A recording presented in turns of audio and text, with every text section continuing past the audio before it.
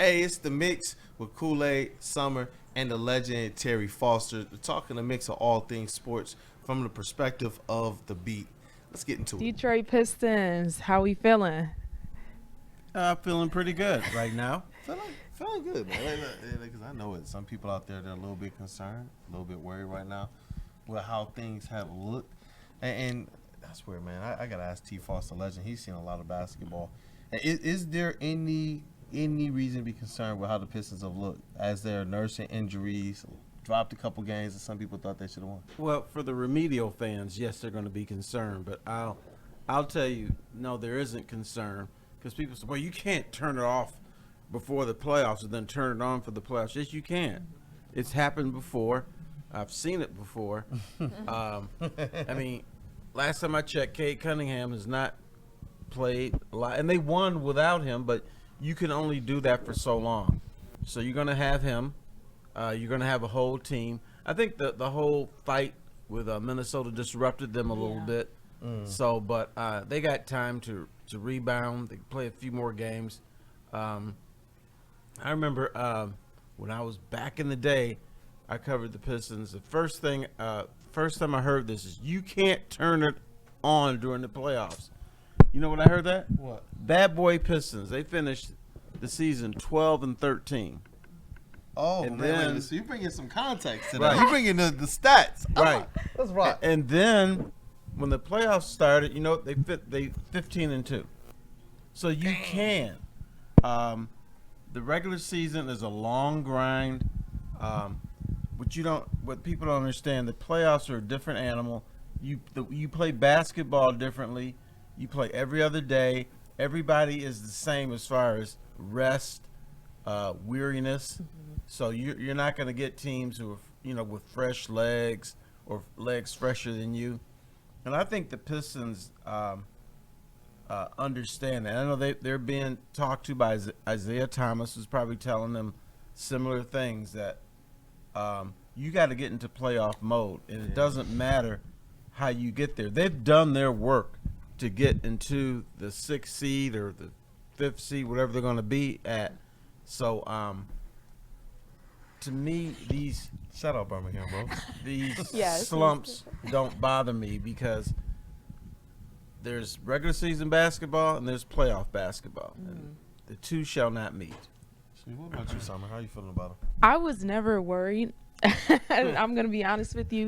You've been flexing on the Pistons yeah. all year. So from the start of the season. I'm being for real. But yeah, I feel like you made a good point there with the Timberwolves game. I think that has to do with kind of like that disruption you had mentioned. But again, any team is capable of turning it on, and I think they're just saving their energy for the playoffs. If I'm being real. That's what it's felt like. So that's to what I've me. been thinking. It's like, get a little healthy, nurse Yeah. some injuries, sit back and let maybe some of those other rotation yeah. players get a little bit comfortable out there as well. Hey, I know who was it? I think it was Final Sam earlier. He was saying, get ready for a bunch of Lindy Water minutes to end the season. I wouldn't be surprised if he got a little bit more run as the Pistons are gearing up for the playoffs because, T. Foss, they have this one kind of distinction now. They get a little bit of a break before the playoffs because of the play-in tournament. Right, and that's good too. Here's the other thing: is JB Bickerstaff is going to shorten his rotation. There's going to be dudes that you're like, oh, they contribute. How come they're not playing? Because in the playoffs, the rotation is down to 7, 8 guys. 9 sometimes. It all depends. But they're not going to be playing 10, 11 dudes. They're not going to be throwing minutes to dudes just for the heck of it. It's almost like a different roster configuration. And so we're going to see that. That's why I always keep saying regular season playoffs, two different animals. Doesn't equate. Now, usually in the NBA, if you have a higher seed, you win playoff series, you win the conference. I get that. But the Pistons are different in that they didn't get off to the best start, but now Bingo. they went through a stretch where they're like beating everybody.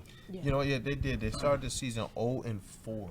And if you just give them to be 500 during that stretch, they actually move up in the standings right now. That's just 2 more wins added on. So it's like you're right. Where they're seated isn't necessarily indicative of who they are or who they've been. You look at the stats, and the Pistons sent this out. Shout out to them. The Pistons have been a top 5 net rating team since February 1st. Since the trade deadline, they've been one of the best teams, period. Since December 1st, they've been one of the best defensive teams in the league, period. And so, you're looking at a squad now that to start the season over the first 20 or 30 games, they're in the middle of the pack. They had shown improvement. They had shown that they were stepping towards better, but they were middle of the pack as related to defense and offensive numbers while they were trying to get cohesion. Now you're looking at the end of the season. You're looking at the last several months, and the trend is they're actually a top 5 team when you're putting it all together offensively and defensively. So, I do expect this squad to go in and have a more than a puncher's chance, especially if they match up with the New York Knicks. But I do say, though it could be a good matchup because we've seen the Pistons win in their place 2 times this season, they still got 2 MVP candidates over there. They still got, when you talk about tightening up the rotations, T-Foss, they got their rotation has, in my opinion right now, more talented players, though I do believe the Pistons have a deeper, more physical roster than the New York Knicks. And that's where, when you're talking about shortening up that rotation, that's where I do look forward to guys like Beef Stew, who he was disqualified for postseason awards because he played less than 20 minutes a game. I'm expecting him to be able to play more than 20 minutes a game. Like, I'm expecting, other guys that Sar Thompson, who was on minute restrictions. I'm expecting him to honestly be able to feel a lot more of that. So you're right. I think that just from that sheer fact, we're going to see different Pistons basketball come playoffs. Yeah, and we have to figure out who's going to lose their minutes. Is it going to be Sasser?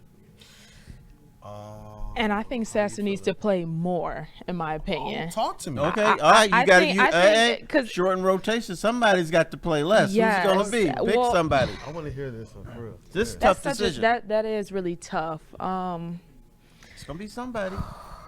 Dang, because it's the Rook right now. I really like rotation. Sasser's game, so I definitely think he should see the floor more in the playoffs. That's hard though. That's really hard. You got me now really going. hard. Y'all got me going to the roster. All right, that's what this one, the playoff rotation. I'm only saying, in 2 weeks from now, y'all gonna say, man, what happened to so and so? How come he's not playing? Who's that person? I think Sasser and Schroeder can split time. Schroeder's a vet though. I know. And he's savvy. But every time Sasser comes in the game, he turns up. All right, look, So we got to do this. What's the? Y'all got me now. But Schroeder We gotta call out the he has playoff that rotation. experience though, so I don't. I need That's that so- bet in there. So man. we got That's Cade, hard. Malik, Uh-huh. Duren. I'm sorry. No, because it is interesting, man. Now I'm sitting here like, all right, Duren, obviously, Tobias, Tim Hardaway. Where am I blanking right now? Asar. All right, Schroeder's gonna be in there. Ron. 6. So we're at 6 players. So Stu, obviously, is 7. That's so hard. Where are we getting now? The furthest he will go is 9. So Ooh. So who gets those last 2 spots? Then you got K, Malik, Duren, Tobias, Tim, Asar, Schroeder, and Stu. right. Goodness, because I'm looking at you That- got Simone this would Fontecchio. usually I be have an to go. easy I have to go with conversation, but- Sasser. I think it might be Sasser. That's yeah. Wow, it's gonna go Ron Holland and And Sass. Sass, yeah. Yeah. That's what I think. And you know that's interesting too when you look at those 2 players because I do believe Marcus Sasser was one of those forgottens. And Ron Holland, I don't think that there was much expected of him. A lot of people believe we needed a bona fide shooter. I thought that even a Dalton Connect was going to be a really good fit or pick for this Pistons team. But Ron Holland, he was number 9 on the draft board, and a lot of things we see him doing good has earned him a spot, at least in the expanded rotation.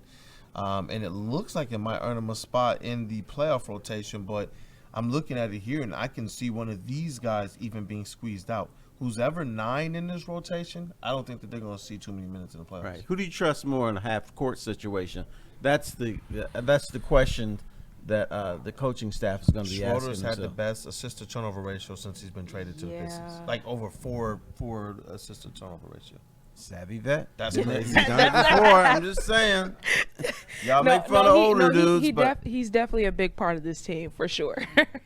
Yeah, no, But that's an interesting one though because at first I was more along the lines of what Terry was thinking and saying, but then you look and you realize they've just been really playing their lineup now for the last several months. You find Fontecchio on the outside looking in, which is one that's a little disappointing. I know he was battling back from a foot injury, but you want to be able to see guys like him be able to step up, because I do believe you need more shooting. I do believe you need the type of skill set that he brings to the table. But you know what? They've shown to be able to have a lot when you just kind of look at this, just to say it again. Cade, you're looking at what starters of Cade, Durant, Tobias, Tim, Asar.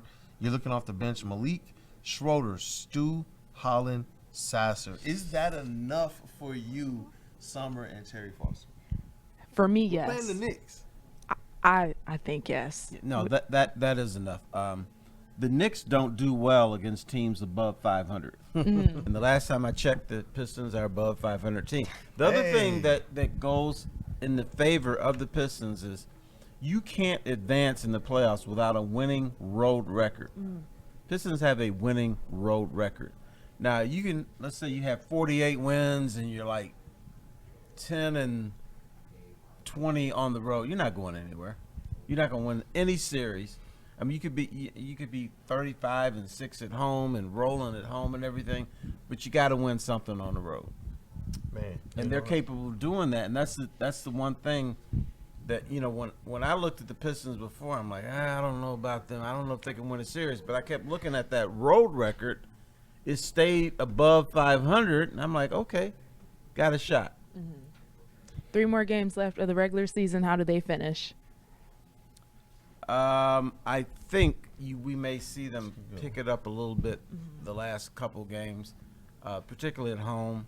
I know they have Milwaukee, and they probably look at that as a game, a statement game. Even though I don't believe in statement games in the NBA, but they probably look at that because it's late in the season, and if they play them at some point in the playoffs, they're gonna want to show that they can beat them at some point. But what happens in the regular season does not carry over to the playoffs. Right. It just doesn't. Whole different vibe. It doesn't, but I do understand your notion of them. At least it's almost like a shooter seeing the ball go through the rim and getting that confidence. The reason why a lot of Pistons fans right now are talking about bringing on the Knicks is because they've seen them beat the Knicks in their building, and you would like to see the Pistons guess what? beat the. I have the same Knicks, feeling. or beat the Bucks. Of all these teams that the Pistons could play in the first round, I'm more in favor of them playing the Knicks because they've beaten them at the Garden twice. New York doesn't do well against teams above 500. They're vulnerable. But you know what? New York, here's the other thing that's going to benefit the Pistons. They will be the underdogs.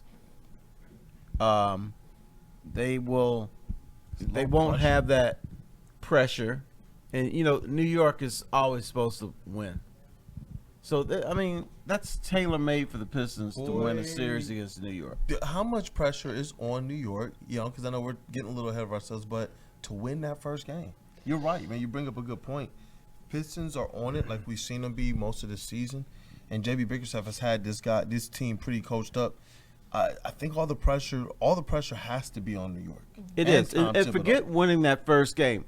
Let's pretend that you're in the fourth quarter. It's a 2-point ball game either way.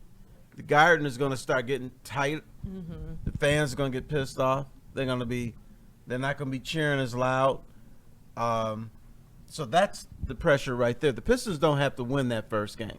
Keep it close and then win the second one. But I think if the Pistons are going to win the series, they'll win the first one in Madison Square Garden, win it, and then sweep the rest of the way. Cade's numbers in And that's Madison what Square. I was just about to get into that. I was just about to get in that. Cade, every time, but talk about that every time Cade plays against the Knicks, the numbers, high numbers. It's about 30. Right. It's like 7 and 6. And that's what I'm saying. He turns up. For players who want to be considered MVP candidates, players who want to be considered first team All NBA. Yeah.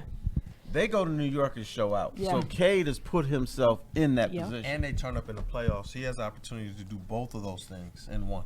You're going to a place that you're familiar with. You're going to a place where people and their celebrity fans are dapping you up on the sidelines. Shout out to Michael Irvin, obviously, Cowboy legend, and Cade is a Cowboys fan. So there is a connection there. But it was interesting to see the way that the crowd was responding to Cade Cunningham as a player. And you can tell when that garden, whether they're booing you or cheering you, you can tell when you've captured their attention as one of those next level players. And that's where I am happy that Cade Cunningham in his first playoff experience is likely going to be going to a place that he's had some success at this season. And you know what might happen, bro? What up, though? He might get a movie role from Spike Lee. Hey, Watch out for that. Cade is everywhere right now, man. He's showing up in Drake bars. He's showing up in content with like Funny Marco and such. He's going to be on a Slam cover as well. 2 Slam covers. So that's going to make – there's 2 variants to this Slam cover that they have. That's going to make 3 total, but 2 additions for Cade Cunningham now. So it's going to be a good distinction, man. It's going to be interesting to see how they finish. And you really want to see them just continue to keep the pedal to the metal as it relates to defense and turning defense into offense. Yeah. Their transition offense has been, honestly, their best offense on the season. Yeah, and they're starting to get that love from other people. But you don't want too much love. you still want them to say, well, the Pistons are cute and everything, but, you know, gritty. They can't win in New York. Yeah. I like that. But that narrative might change. I think more people who are actually looking at them, I think people have started to look at the Pistons, unfortunately, after the fight. They say, oh, okay, they're pretty good. Oh, I see something here.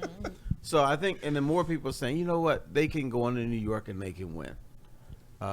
They could beat Milwaukee in a series. They could beat Indiana in a series. Although that's the one team I'm like, I don't know about that one. For as much as we talk about like that's the definitely teams a game we beat 7. And having that confidence, that's one team that has physically imposed, matchup-wise imposed, talking and dancing in our gym imposed. There is not too many good memories for Pistons Pacers over the last, you want to go back, 5 years minimum? Yeah, 6 years, 7 years? I'll go back 10.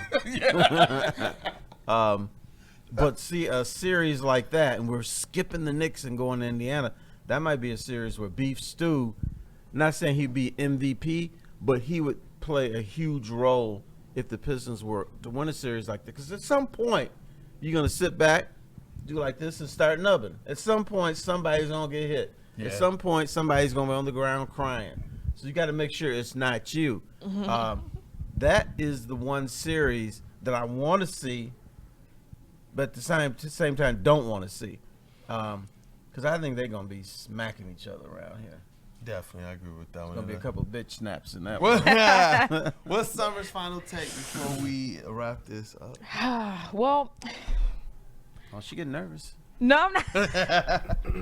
Well, honestly, I'm okay with either or, Knicks or the Pacers. Probably the Knicks more so. I think we could really go to work, and I think it's going to go to Game 5. That's just me, but I think Cade Cunningham has really put this team on the map. So I know whatever team they do face, they're going all the way. That's me though. It's always going to be What's Detroit. all the way? I mean, we're going to see a Pistons, OKC OKC, NBA final. That's all the way. I would love to see that. But I'm telling you, in 2 years, the Pistons will be going to the final. No, we don't care about 2 years. What about this year? Because he said, don't the Pistons going to the finals. She had them going to the finals this year. She said this year she thinks they're getting it done in the first round. I think we're definitely going to win that first round. Hey, let's rock. Does everybody agree? You know what? I want to agree with you. No. Here's my thing. I want to agree with you, but before you started talking, you got nervous all of a sudden. What was that all about? Is this you talking and not believing what you're saying? No. I believe in this team. That's what I'm saying. This first round, a breeze. Second round, a breeze. Hey, she said a couple rounds. I do believe they have the first round, and I do. They have more to prove. You give that's how you give the Cavs respect, and I do believe that they would be favored and win that series against the Pistons. But the Pistons have battled the Cavs all season. Yeah, so they can give them a good run. That's what I'm saying.